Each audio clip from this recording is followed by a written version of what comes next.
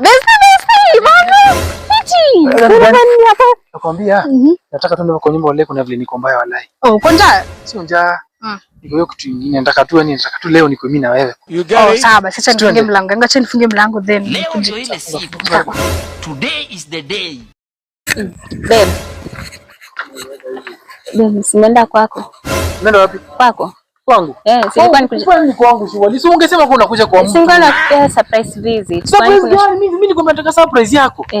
Kwani kuna shida nikikuja kwako? Kama kuna sasa usemi kuna kuja kwa mtu sasa unatakaje sasa? Kwani kuna mtu mwenye ako huko kwenye nyumba yake? Hakuna mtu lakini sasa mbona unasemaga sio? Lakini sasa kwani ni vibaya si mimi ni mtu wako. Nenda basi enda ndakuja ni kuna ngoja pesa fulani hapa ndakuja. Sawa basi. What be this?